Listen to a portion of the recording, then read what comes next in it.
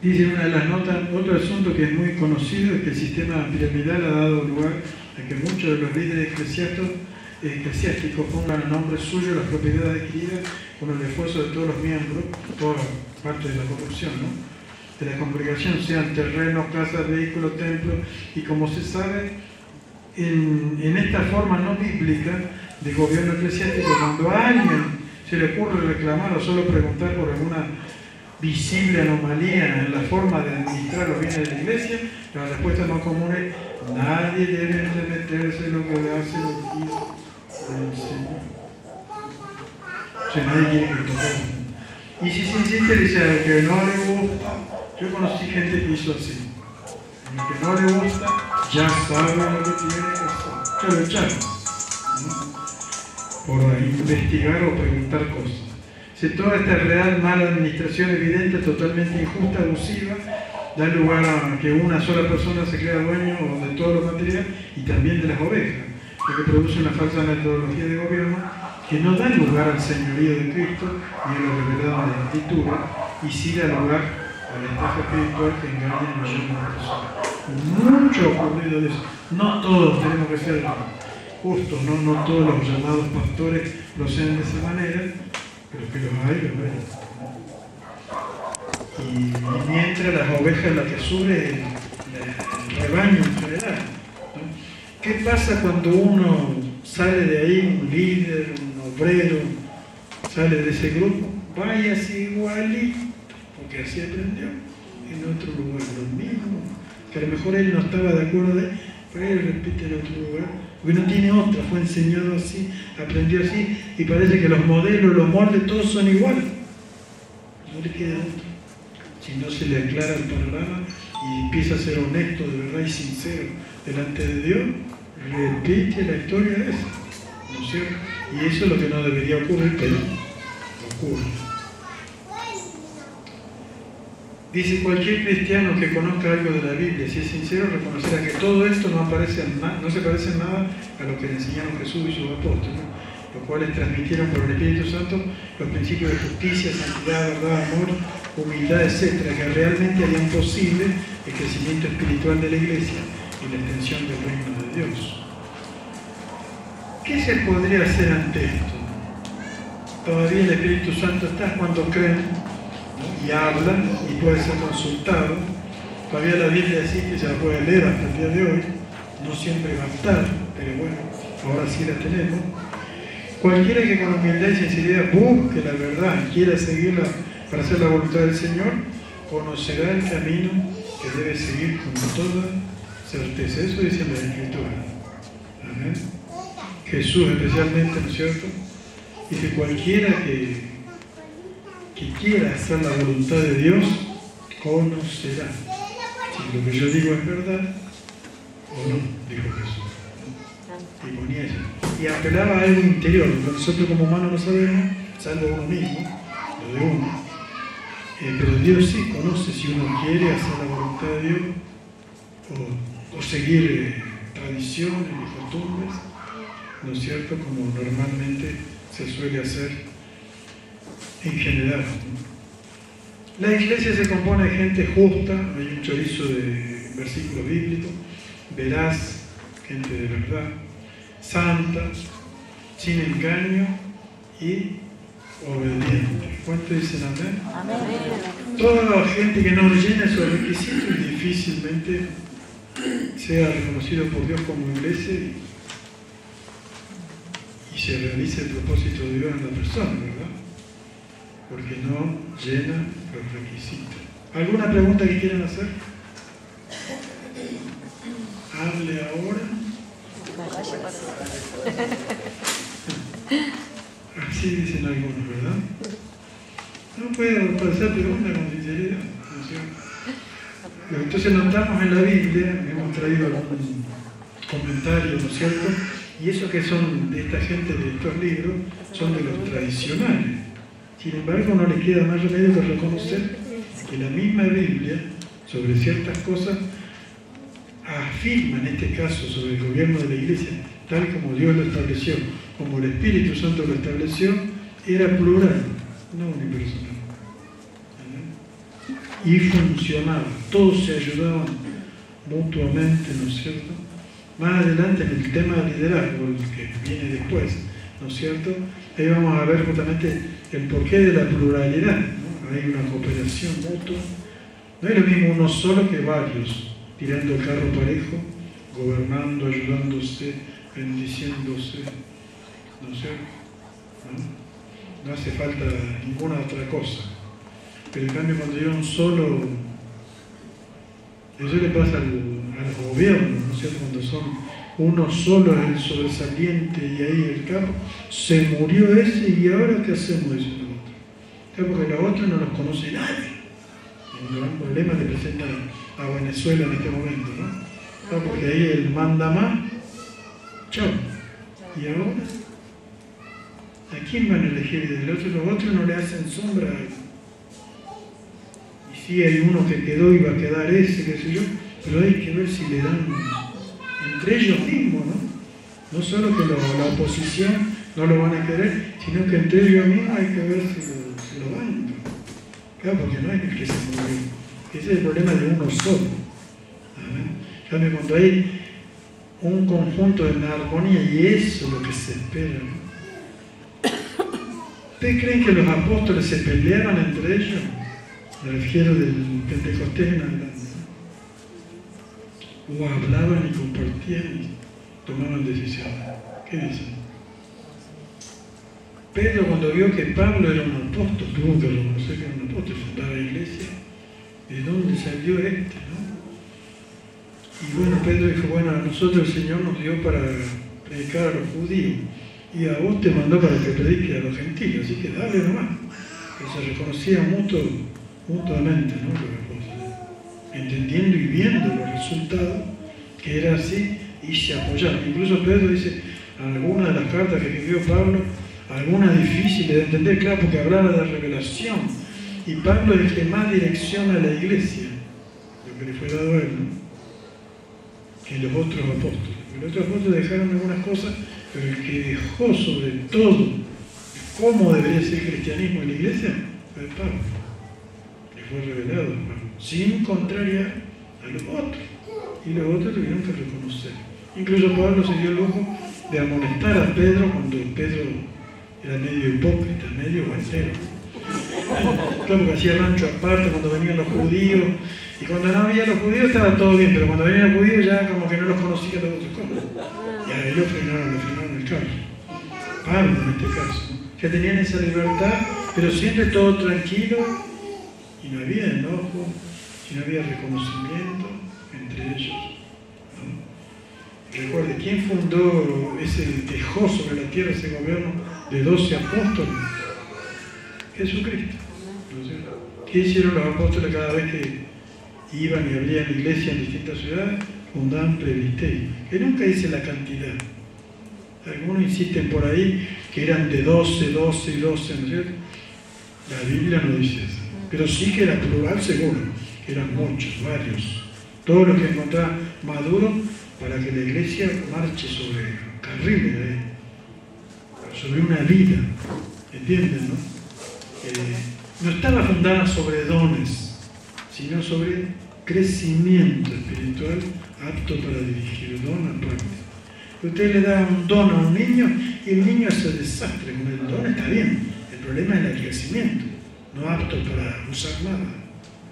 En cambio, toda esta gente tenían dones, el que le tocaba, que Dios le dio, pero sobre todo tenían madurez para direccionar al resto del cuerpo de Cristo, organizarlo y cumplir con la misión que les fue adjudicada, que era predicar, hacer discípulos hasta el último de la tierra.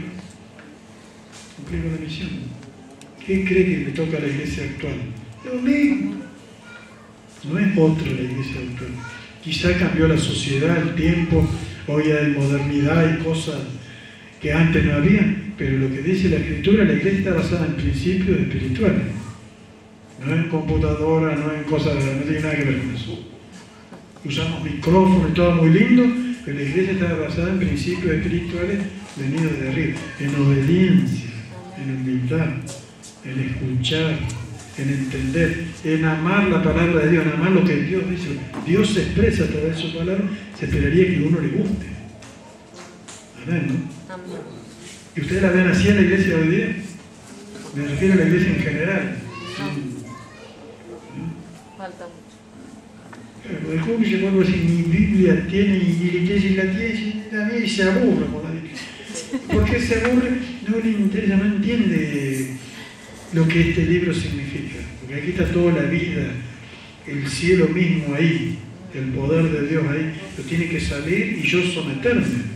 Porque Dios quiere hablarme para que gobernarme. No quiere hablarme para entretenerme. Para gobernarme y usarme. ¿Entiendes? ¿No? Es lo que quiso hacer con Adán, que después Adán dejó de lado. Escuchó otra voz. Adán se dejó gobernar por la otra voz, así nos va, ¿no? Y no se dejó gobernar por Dios. ¿Entienden? Y la idea es que nosotros nos dejemos gobernar por lo que Dios dice. Y cada vez que miremos ahí y querramos orar y estamos ante ese dilema, me estoy dirigiendo al Dios que me va a hablar y Dios va a estar esperando que yo haga caso. Pues seguro, Señor, quiero esto, así muy bien, todo muy lindo, pero ¿vos vas a hacer caso o no? ¿O me tenés a mí de chico de los mandados? Porque la gente a veces pretende que Dios es como si fuera el abuelito con barba que va a hacer todo lo que nosotros digamos y nosotros ni en chiste pensamos hacer lo que Él dice, pero queremos que Él sí haga. Y la Biblia revela eso. Se supone que está hablando con gente que sí, Señor, que se arrepintió. Después vamos a ver en la otra carpeta que justamente una de las cosas que hay que restaurar es el concepto de arrepentimiento, de conversión. Pues si eso no ocurrió, uno no entró nunca en el reino de Dios. Si uno no se convirtió, no se arrepintió, nunca entró en el reino de Dios. Pero le dijeron que sí. Te venían acá, te mojaban, ya está, listo. Y no hubo. Porque lo que significa arrepentimiento es un cambio de mentalidad y una entrada real al reino de Dios que lo habilita para obedecer. Sí, Señor, amén, Señor. Hable nomás que tu siervo escucha, tal como dijo Samuel, o como Saulo cuando se cayó. ¿Qué quiere que haga?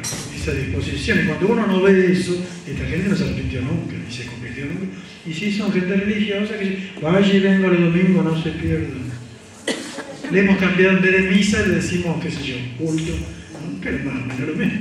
Si no hubo arrepentimiento y conversión, si no hubo un nacimiento verdadero, y el nuevo nacido quiere agradar a Dios antes que a nadie. Dios se le hizo real. ¿Y hay alguna persona más linda y mejor que Dios? Padre, madre, mujer, hijo. Pero hay gente que está dispuesta a obedecer hijo, mujer, marido, padre, a cualquiera, y Dios, y sí, Dios sabe. ¿Cree que con eso, chocolate por la noticia, Dios sabe? Pero vos estás, Dios te significa algo, no te significa nada. O para cuando te duele algo, ay, me acuerdo de Dios ahora, y si viene porque no sirve para nada. Toda esa gente no entró nunca en el reino de Dios. ¿Me entiendes? Si es eso así, nada más. En cambio, si ama a Dios, Dios le va a hablar y esa persona va a obedecer a esa persona. La Biblia sí, mucha gente cita de ejemplo de cuando se encontraron con Dios, salían corriendo a hacer lo que Él les mandó. Corriendo. Se fueron los demonios del Gadareno, quiso seguirle, él quería ser un seguidor. Se fueron todos los demonios, estaba hecho un atleta ahí al lado de Jesucristo. Jesucristo, no, vaya a su ciudad y diga cuántas cosas hizo el Señor con usted. Sí, como no se fue corriendo. Y ahí la Biblia da testimonio. Y eso es un convertido. Y recién se convirtió, ¿no? Obediencia. Hizo saqueo, ni bien se bajó del árbol. Eso que Jesús que le dijo, ve que enseguida voy, nada más le dijo. No dijo nada. Hace esto, hace aquello, nada le dijo. Pero algo recibió, algo vio. Cuando uno se da cuenta quién es Dios, se dispone, sí, Señor, lo que sea que usted diga. Y claro, si Él es Dios. Pero si eso nunca ocurrió, ¿qué me está pidiendo? Ni ahí le pida nada. Claro, le pone, no, pero esto, pero el otro, pero... no se puede contar. ¿No? Y se supone que nosotros no hemos convertido. La verdad es que demostrarlo con los hechos. Esto es algo que pone el cuchillo en la panza y ahí tiene que salir él o no él. Y luego que va a hacer Dios va a demandar porque le hace ver notar con mucha claridad cómo deberían ser las cosas. Luego están las decisiones. Cuando estamos obligados a ser chuecos, si uno mismo no quiere. Quizás cuando no me da cuenta, sí era chueco. Y ahora que me doy cuenta y tengo la posibilidad de no serlo, me voy a enderezar. ¿Sí o no? Es lo mismo si uno se ensucia y o cualquier otra anomalía, cuando se da cuenta la puede corregir si quiere. Y de eso se trata, ¿no? De correcciones en la medida que... y corporativas en conjunto. Claro, uno no lo puede obligar al otro, pero yo tengo que querer. Si el otro no está por los chuecos, y bueno, que Dios lo bendiga, seguiremos orando, pero yo tengo que interesar. Decisión personal, ¿no es cierto? ¿Preguntas?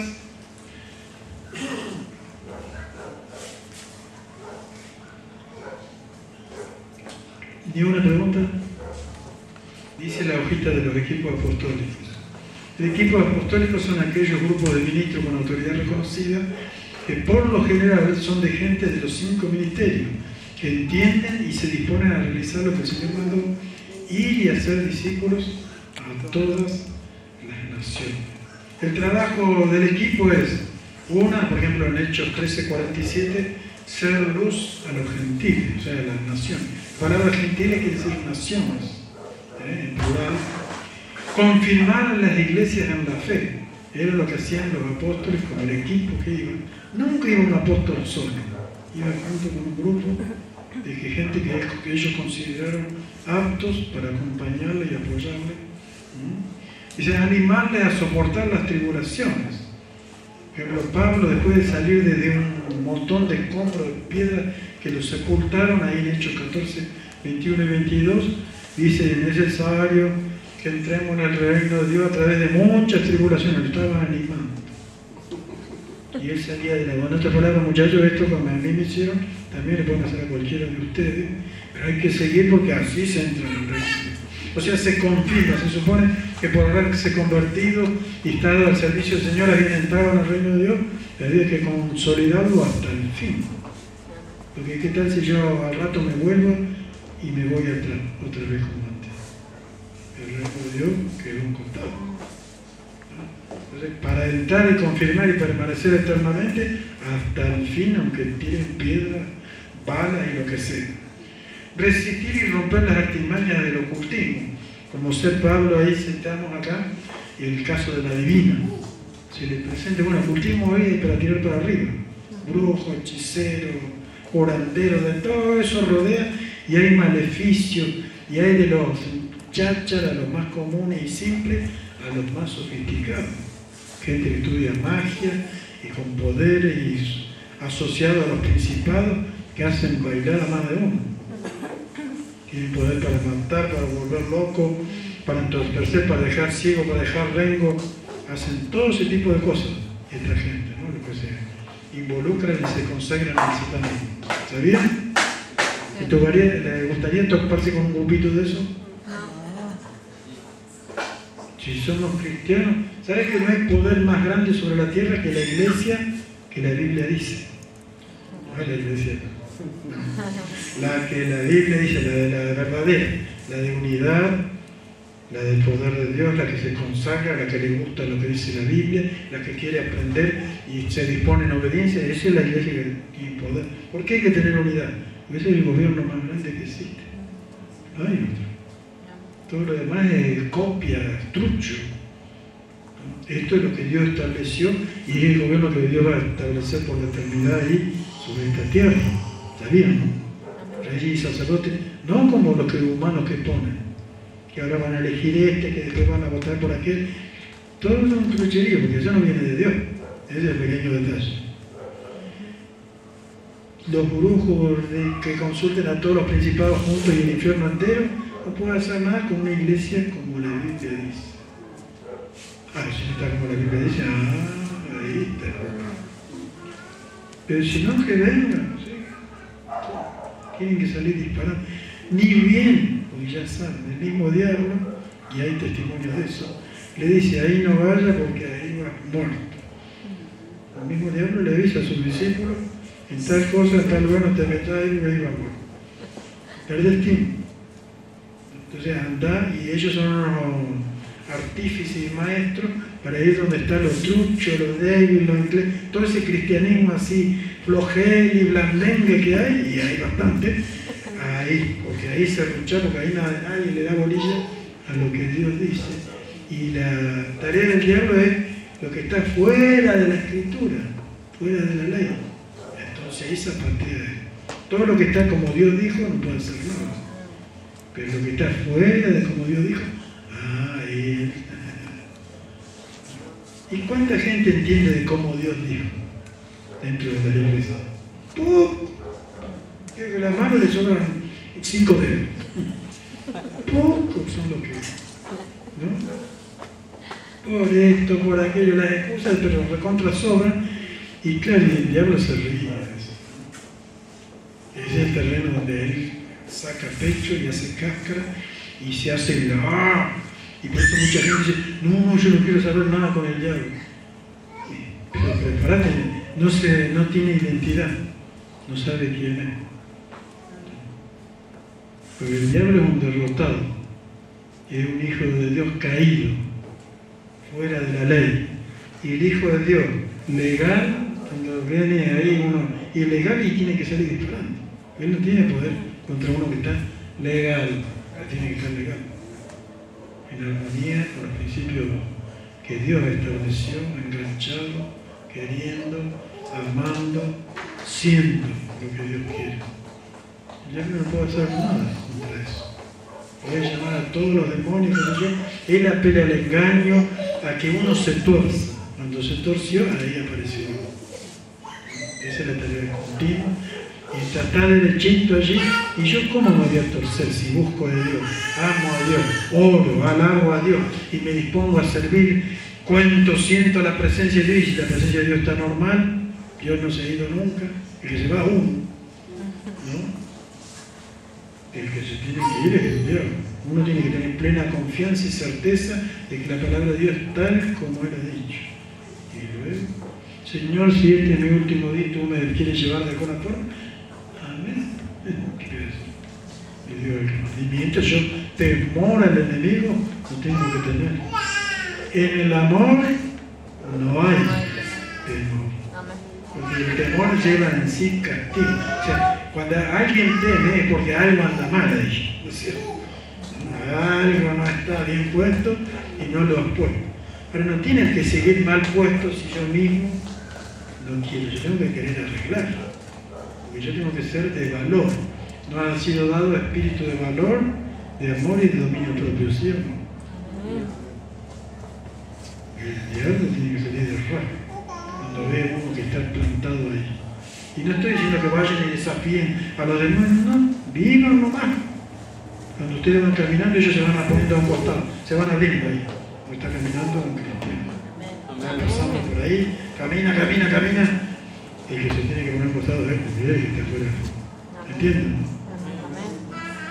Llegado, pero siempre funcionan dentro de los principios que Dios estableció. Y esa es tarea nuestra. Otro trabajo del equipo es establecer ministerio en cada ciudad, llevar y transitar las ordenanzas, transmitir las ordenanzas de los apóstoles, ¿no es cierto? Eso ocurría en la antigüedad, también puede ser hoy. Establecer lazos y afecto fraternal con la iglesia era unida, oraban los unos por los otros, se ayudaban, se ministraban. La iglesia de los gentiles les fueron dadas llevar ofrenda, plata, comida para la iglesia pobre de Jerusalén. Todo un trabajo, porque en la antigüedad no había como ahora. Uno llega rápido, hoy día, antes había que ir y había gente de confianza, llevar eso. No se conocían en sí, pero en el espíritu sí se conocían, ¿no? Los de las iglesias gentiles entre las otras. Y Pablo le decía, si ellos, porque de ahí vino el Evangelio, le ministraron de las cosas espirituales, ustedes ministren de las materiales. ¿Cuál es lo que más vale? Y lo otro que recibieron ustedes, si no ustedes estarían perdidos. Ahora ustedes les mandan un poco de plata para que coman porque hay pobreza, y bueno, una mano lava la otra y ambos se ayudan mutuamente, porque un día pueden estar estos pobres y los otros ricos y así, ¿no? Pero se ministraban. A eso tenemos que apuntar nosotros, y no ponernos. Porque siempre se busca la excusa, sí, pero aquel no hace, hace vos. El otro no quiere, no hace, porque no sabe, porque no quiere, problema de él. Pero yo sí tengo que hacer. O sea, tener esa disposición. Y si hay más que tienen la misma disposición, mejor porque es más fácil. Por eso la unión ayuda y facilita. Si no hay unión, hay carga. En cambio, todo cuando se pone en armonía, hay fuerza y más fácil, más livianito, más rápido. ¿Sí o no? Se le pone el tira el carro uno solo y ¡ay, cómo puede! Y al rato se cansa y ya no tira más. Claro que sí. Porque tiene que ser entre muchos. Dios quiso que sea entre todo el cuerpo. Cuanto más se anotan en ese cuerpo, que trabaja ahí en conjunto, y para eso se necesita tolerancia, amor, paciencia. Claro, porque todos tienen algo y igual tiene que seguir la cosa. Nadie se puede volver atrás. Establecer lazos de amor con la iglesia, exhortar y consolar a la iglesia, hacer conocer y mover el Espíritu Santo, ¿no es cierto? Por eso yo no apagué el Espíritu, no menosprecie las profecías de Tesalonicenses, ¿no? Ser ejemplos para que otros lo imiten como en Tesalonicenses, lo dice. Interesarse sinceramente en el estado de la iglesia, como Pablo comenta a los tesalonicenses también. Condiciones que debe tener el equipo. Una, dejarse guiar por el Espíritu Santo. Pablo, Pedro, el Espíritu les hablaba y obraba. A Pedro lo hicieron ir a visitar a los gentiles por primera vez, a puro Espíritu, ¿no? Te mando que vaya, recibe, ve con esa gente, porque yo lo envío a mí. Y Pedro agachó la cabeza, ¿no? Tuvo que ir.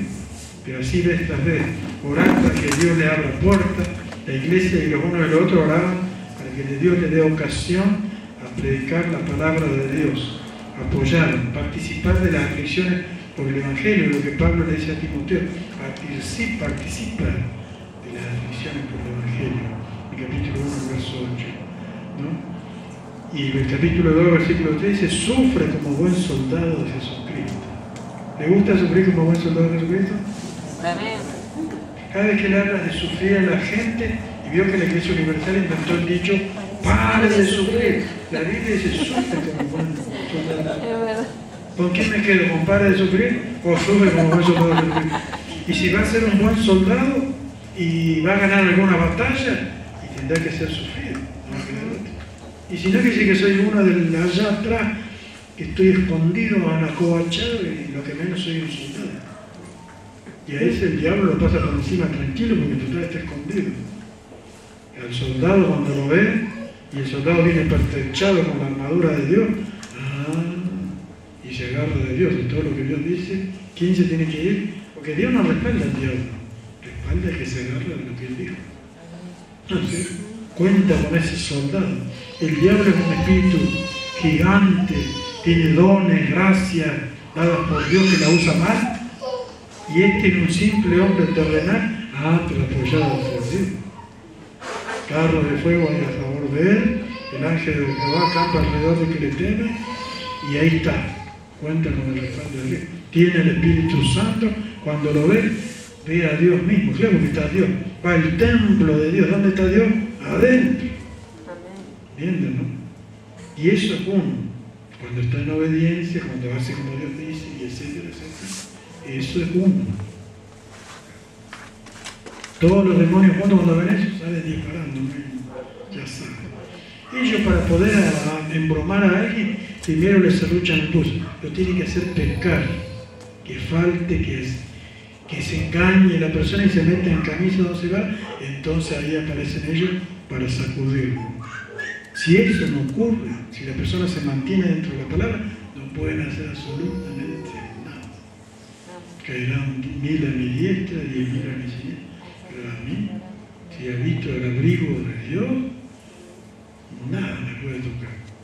¿Me explico, no? Va a haber cosas que ocurran y sí van a ocurrir cosas, pero la integridad de la persona, que uno que la decide y la sostiene, no la puede tocar ningún diablo. Por eso ellos apelan a tentar, a las tentaciones, a la ambición, a que uno se distraiga. David era un guerrero fenomenal y tenía el apoyo de Dios y todo, y un buen día le pusieron una mujer desnuda ahí, y ya sonaba, porque ya como se me invitó. Y la pagó caro David a veces. Es una pagada aparentemente, pero mostró su debilidad y eso es un experto, un enemigo para cosas como esa, lo que lo va a desviar y lo pone justo en las manos de él y ahí no se puede hacer nada. Tiene que cobrar ¿no? Hasta que se endereza, se humilla, busca de Dios otra vez, se ubica, pero Dios está esperando que se levante del porrazo y que se cayó y se ubique igual, porque Dios está esperando que contar con él. Sabía que Dios espera contar con nosotros, ¿no? ¿Y a quién va a ir a buscar? ¿No es cierto? Se supone que los que escucharon la palabra de Dios, y etcétera, etcétera, que somos nosotros. Sigue. Ser ejemplo para que otros lo imiten, interesarse sinceramente en el estado de la iglesia, todo eso hacen los equipos apostólicos, ¿no? Oran para que abra puertas, participa de las aflicciones por el Evangelio, tienen motivos sinceros y puros. Todo eso dice la carta de Tesalonicenses. Hablar para agradar a Dios, no a los hombres, y eso dice Pablo. No ir por avaricia o para hacer negocio, también dice Pablo.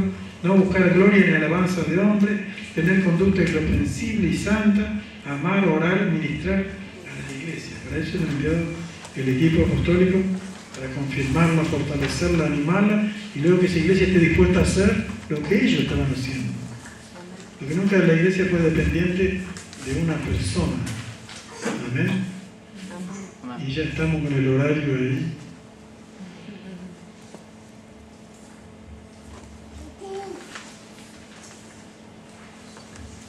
El Kairos de Dios. Vieron que el Eclesiastés 3.1 dice todo tiene su tiempo y todo lo que se quiere debajo del sol tiene su hora. Eso lo estableció Dios, un programa de tiempo y de acontecimiento.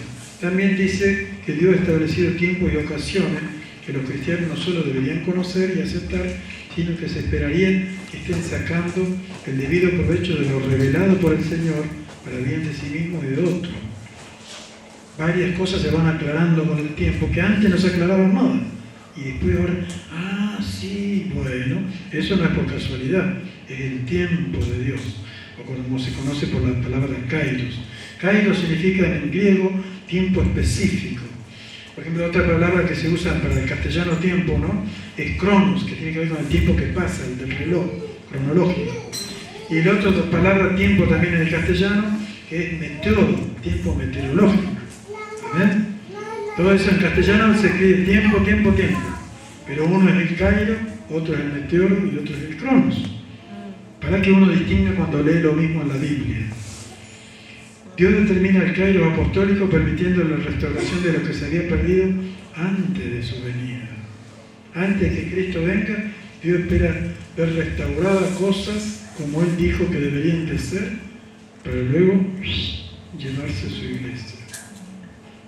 No permitió que se hiciera todo un desastre y deje que voy a venir a juntar la basura y me la llevo. No.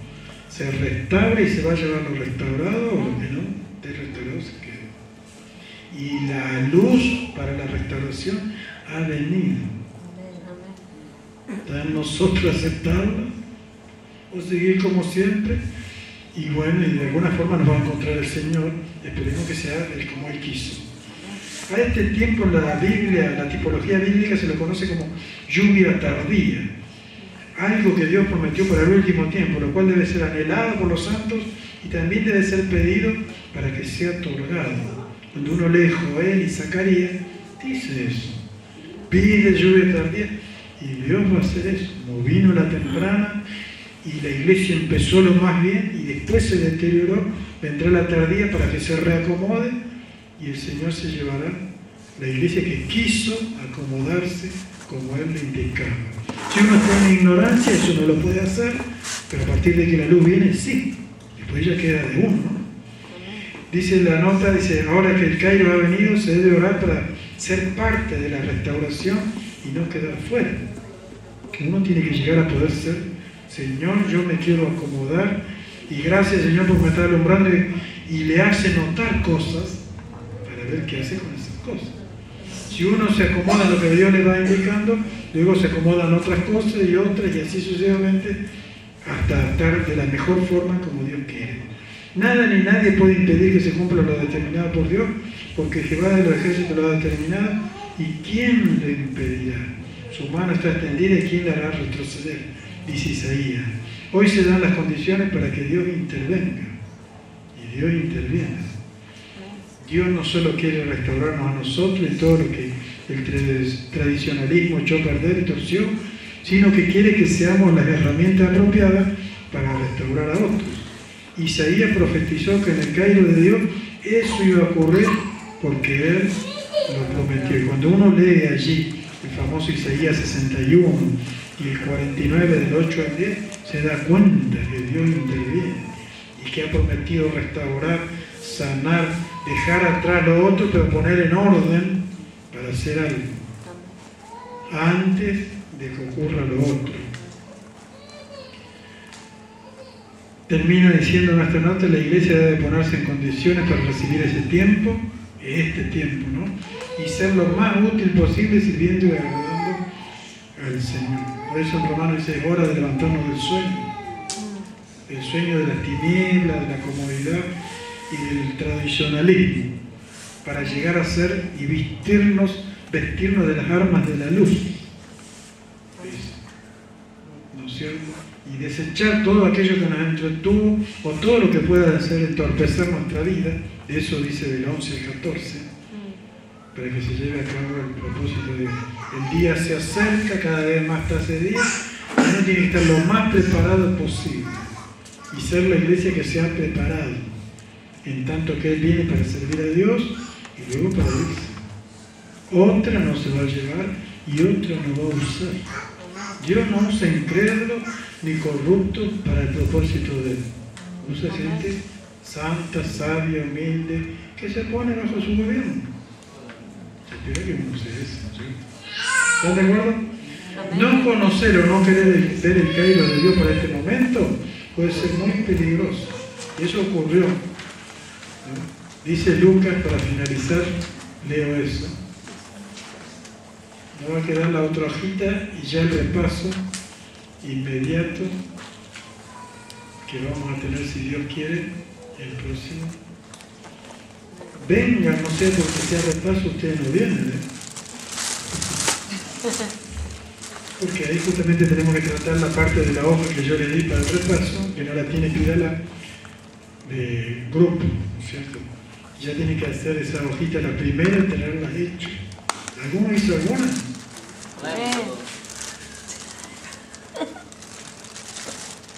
Los que le hicieron, gloria a Dios.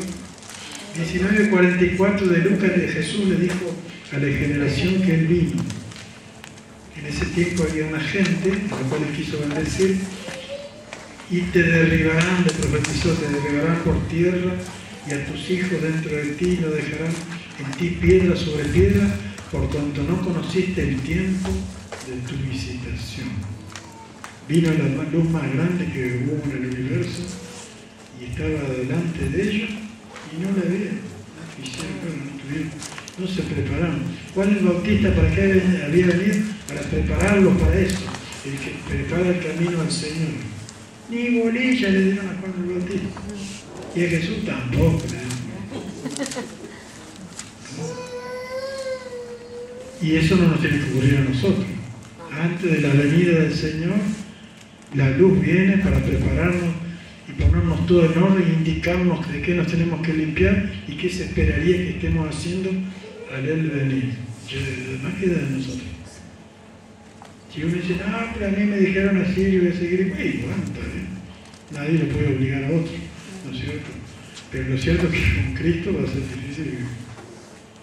Por cuanto no conociste, ¿por qué muchos van a estar en la tribulación? Y esa tribulación le tocó a los judíos en su tiempo, por no haber conocido el tiempo, ¿no? Justamente por eso. Otros zafaron de eso, porque no era para ellos. Conocieron, se acomodaron, evitaron eso. Los otros, cabeza dura, y le vino la peor. Pudiendo haber zafado, ¿no? Y muchos van a estar en la tribulación que viene, porque habiéndosele dicho y habiendo enviado a Dios ministerios para justamente alumbrar y bendecir, no lo tomaron en serio, y sí, vamos a ver, y lo dejaron ahí. Y venir, y las cosas van a ocurrir, y les van a evitar, vuelvo a decir, que agarren lo que Dios quiere que agarren. Y que está claro en la Biblia. ¿Hay algo que no le queda claro? Diga. Porque también eso Dios va a decir. Cuando le preguntaban que le quedaba claro, todos decían, amén. Sí. Pero ya no entendí, después no va a servir para nada. Decir no entendí o no sabía, o en fin. Si es todo por la misma plata, y bueno, no hay un solo eso. Así es que preguntan para sacarse las dudas, ¿no es cierto? Lo que fuera. Amén. Próxima clase vamos a tener la última hojita que ustedes tienen ahí y el paso. Y después se viene la segunda carpeta que tiene que ver con un liderazgo. Muy interesante. Más interesante y muy importante para nosotros. No se lo pierdan. Yo quería preguntarle Sí. el 5 ministerio, por ejemplo, en la iglesia. ¿Es el que tiene que ver o cómo se organiza, cómo tiene que organizar uno para que... Y uno tiene, claro, esa es una cosa, la administración de los 5 ministerios. Que uno tiene que manifestar el que uno tiene. Si soy apóstol, profeta, maestro, evangelista, pastor, sacar a relucir eso. Y a los otros les toca el trabajo de reconocer eso. Entonces, mientras, ¿quién puede impedir que yo haga eso? Si yo tengo don de milagro y lo que tengo que se espera que haga milagro. Tengo don de sanidad, se espera que haga que sane. ¿Entiendes? No, si habla en lengua, que hable en lengua. Si interpreta, que interprete. Si profetiza, que profetice. Pero demuéstrelo. ¿No es cierto? Y lo más, el crecimiento, o sea, la adecuación de esa persona para poner, en el caso del gobierno, que hablamos del presbiterio, tiene que ver con madurez. Va a demostrar responsabilidad. Bueno, en el tema del liderazgo van a ver todo eso, justamente. ¿A quién es un líder? Ahí no le va a quedar ni una tilde ni una jota de duda de qué cosa la Biblia llama líder. ¿Qué es lo que se llama líder? O sea, bien clarito, más claro que el agua. O sea, lo demás queda de uno, si encaja, no encaja, o si quiere. Si hoy no lo es, quizá lo sea mañana, pasado, pero hay que ver si uno se va encarrilando, ¿no? Se tiene que ir creciendo y anhelar crecer y tomando lo que Dios le va poniendo para llegar. Amén. Amén. ¿Delia te quedó más o menos? Sí, más adelante. Seguramente sí. Recuerden, los dones o ministerios tienen que ser demostrados, evidenciados. Y a los líderes dentro de la iglesia ya formados les toca percibirse de ver eso, ¿sí, Juan? Tienen que ser todos varones, ¿no? Tienen que ser todos varones. El presbiterio está hablando vos. Pueden apoyar, dar con ideas, por lo menos lo que la Biblia dice. Todas las personas puedan opinar y demostrar lo que tienen y ponerlo al servicio de Dios. O sea, nadie debería quedar excluido de servir a Dios si uno mismo lo quiere. ¿Quién me impide servir a Dios? Tenga el don que fuere. ¿No? Si hay mujeres profetas, ¿Qué tiene? que también dice que tienen que ser varones. Ah, no, El presbiterio. El presbiterio está No sé, formado. los 5 ministerios. No puede haber mujeres profetas de oficio, pero tiene que demostrarlo. El punto es lo demuestra para que los demás lo conozcan. Y siempre la persona esa va a tener éxito y funcionar, en el caso sobre todo si es humilde, si se deja estar bajo cobertura.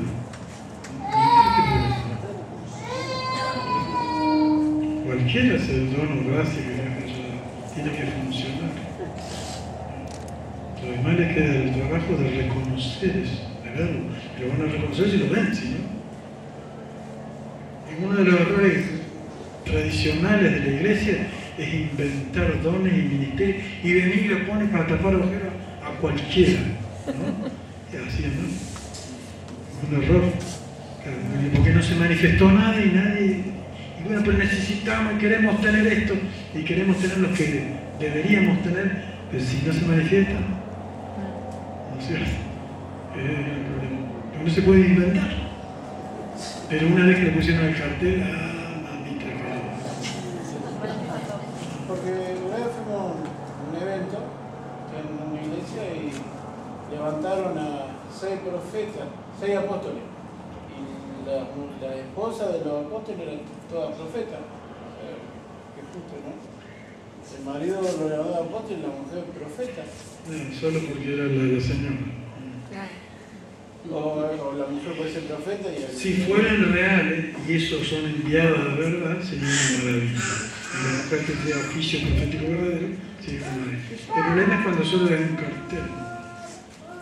Que no sé por qué razón loca se le... Eso después se tiene que ver. El apóstol tiene que ir y abrir iglesias y cuando hay gente y hacer ese trabajo del apóstol no de quedarse en la iglesia. Porque si no es el apóstol, el pastor.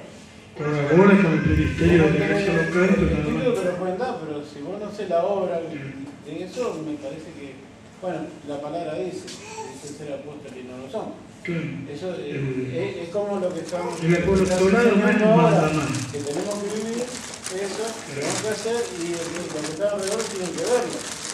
Y ahí sí se consolida la palabra. Todos los apóstoles son maestros evangelistas. Pero lo ejerce, se lo ve, se lo puede Muchas comprobar. veces se pone y te dan el título y no hace nada. Claro. Y hablamos de apóstoles, podemos hablar del diácono, podemos hablar De lo que sea, todo, ¿no? de lo que sea.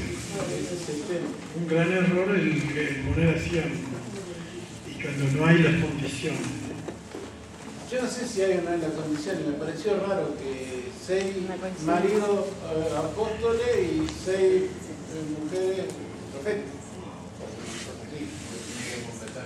Tenía que completar los 12. Era un combo.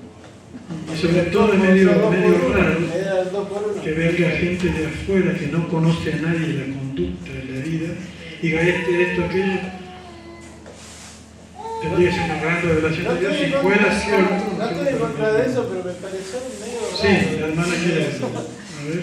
Y eso, ¿quién los levanta a los apóstoles, a los evangelistas? Se espera que personas maduras reconozcan eso. En este caso, si hubiere apóstoles, En la misma iglesia. pero si no, ministros de madurez de cualquiera de los 5 ministerios, en pleno acuerdo, porque tiene que haber acuerdos, ¿no? Y evidencia de quién es quién es el otro. Y entendido en esto.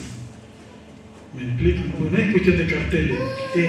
Cumple esa función según la Escritura, se lo ve, lo manifiesta, hay los resultados de esas cosas que se le quiere reconocer. Y entonces sí, y hay por personas que conocen y entienden de eso. ¿Es bíblico eso o no? ¿Es bíblico eso de que un apóstol levante a otro? Sí, porque Pablo justamente establecía al anciano, el equipo apostólico, no Pablo solo, sino el equipo que iba juntos, miraban, verificaban ahí quiénes estaban los aptos para eso, establecían ancianos, después ellos los supervisaban, venían, porque los visitaban, ¿no? Pero no es el apóstol solo, hoy día más de hoy, si no está el apóstol y hay un apóstol, no lo podemos Nunca he hacer. visto eso, un apóstol levanta a otro. Bueno, Pablo sí levantó, pero no apóstol. la hermana, ¿qué quería preguntar? Acá en Campos una vez se hizo un presbiterio y se levantaron apóstoles y profetas. ¿Esto también es? ¿El presbiterio también levanta? Claro, sí, que eso es lo que estamos viendo. Ahora, el presbiterio ese, ¿fue uno que vino y se fueron? ¿O era el local? Porque el local no existe. No, uno que se fueron. Claro, que vino un día y Fueron. duró como, no, ni siquiera como el carnaval que duró 3 días. Bueno, y eso es medio raro, por eso preguntaba, es raro que gente que no conoce a los que están ahí quiénes son y los trata solo por una reunión, fulano. 3 días, por favor. 3 por 3. Y si nunca los trataron y lo vieron las cualidades de ellos, ni sabe quiénes son, y ponerlos en medio. Sí, todo apóstol y profeta en la mujer. Estamos hablando del mismo. De la misma carpa está hablando.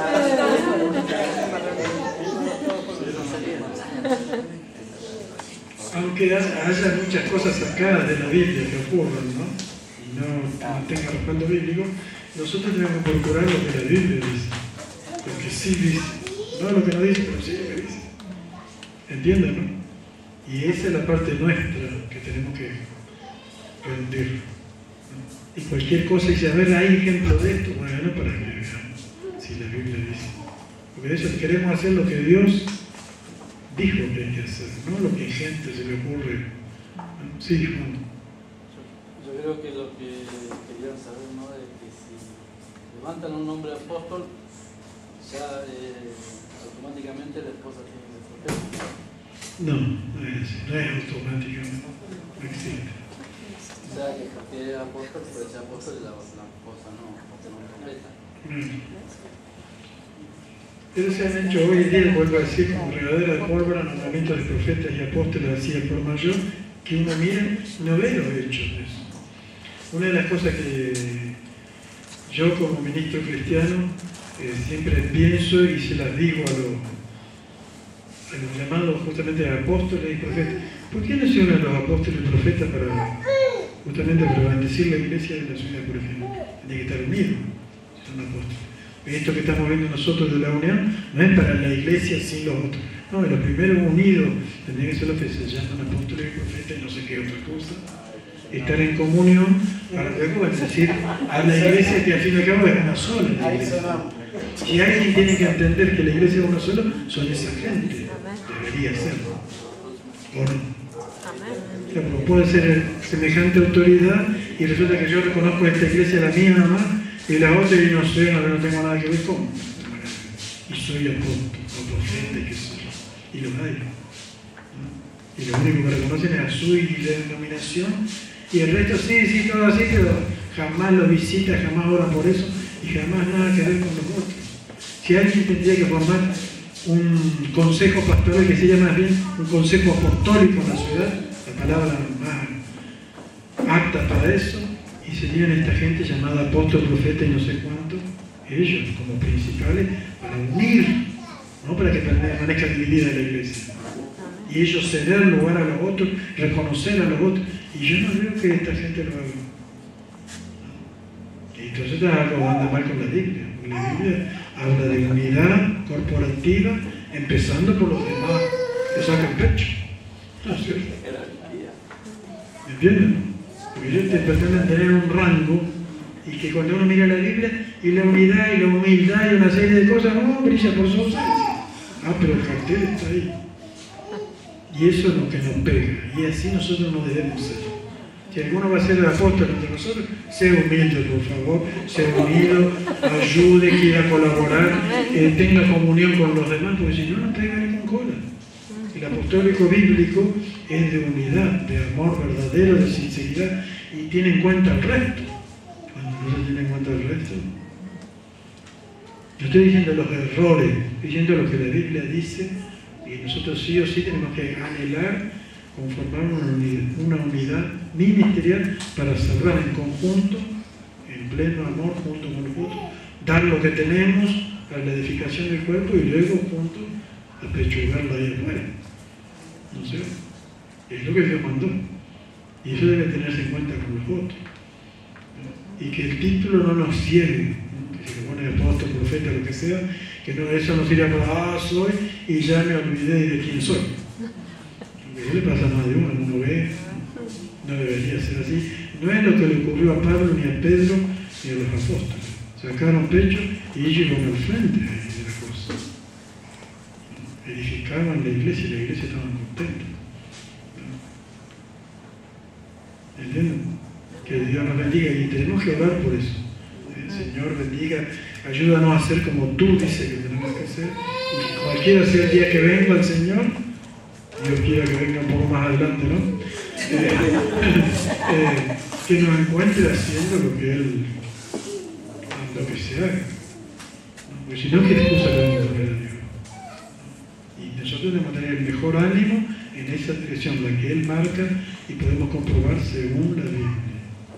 No es opinión humana, de algún reverendo o alguien que se le ocurrió. No, lo que está escrito. Eso es lo que está escrito. Lo que mandó Él para la iglesia que piensa llevarse. Y nosotros queremos ser eso. Todo el mundo quiere ser la iglesia que el Señor se va a llevar, pero queremos acomodarnos a este. Acomodarnos me refiero a lo que Él ha mandado. Y esa es la parte personal de cada uno y luego la corporativa, sí. Cada uno debe querer que sí. Y si hay alguno que no quiere, bueno, seguiremos orando por ese, lo que se le ablande el cerebro, pero mientras nosotros no podemos dejar de anhelar y querer y empujar por ese lado. Porque el día ese va a llegar y cuando llegue, ¿cómo nos va a encontrar? Esa es la parte seria. Y uno puede dejar, como Chávez se murió y nos podemos morir cualquiera de nosotros, ¿cómo nos encontró ese día? ¿Queriendo? ¿O ahí, bueno, vamos a ver? Pues si me encuentro así, quiere decir que yo, del cuerpo de Cristo, lo voy a hacer. Como Él lo revela, ¿no es cierto? Como lo muestra la Escritura. Recuerda que un gobierno es un gobierno de unidad, se perfecciona en unidad. Él es el gobierno así, y lo que puso fue en unidad, y lo que requiere es en unidad. Claro, porque la unidad se manifiesta ahí, hay que dejar los individualismos. Una de las cosas que mata el cuerpo es la individualidad. Funciona corporativamente, todos juntos. No funciona un miembro solo y el resto se queda paralizado. No. Todo el cuerpo se junta. El cuerpo mata la individualidad, que es lo que al ser humano le gusta. Sobresalir y soy yo el único y qué me importan los demás. No. El cuerpo mata la individualidad, todos juntos. Se necesita sí o sí, guste sí o no. Todos juntos, para bien, para mal, para llorar o reírse, todos juntos. Mata la individualidad. Lo hace humilde, lo hace servicial, funcionando como Dios quiere. Y así fueron los 12 apóstoles. Si a uno se le encargó cierta cosa, a otro no, pero todos tenían algo que hacer. Y mientras los 12 eran los 12, como usted mira la Nueva Jerusalén en la revelación del Apocalipsis, los 12 nombres están ahí sin distinción. No dice este es más grande. No, los 12 iguales de los apóstoles. Así como están también los 12 nombres de la tribu de Israel. ¿No? Sin distinción, no que este es más grande, que este es más chico. No, los 12. Pero en las condiciones que Dios quiso. Que Dios nos bendiga. Si no tiene ninguna pregunta, oramos y nos vamos. Si alguno quiere pagar la cuota de marzo, no espere, lo estará diciendo el Señor en la semana. Claro, no, yo que me voy a ir no hay problema, pero ustedes que van a no va a servir para nada después, ¿no? Padre, en el nombre de Jesús te damos las gracias por este estudio, por tu palabra, por estos momentos, para cada uno de los hermanos que pudieron venir. Bendíganos, Señor, para que entendamos estas verdades, que tu palabra nos edifique, nos fortalezca, nos anime, nos ayude a ser como tú quisiste.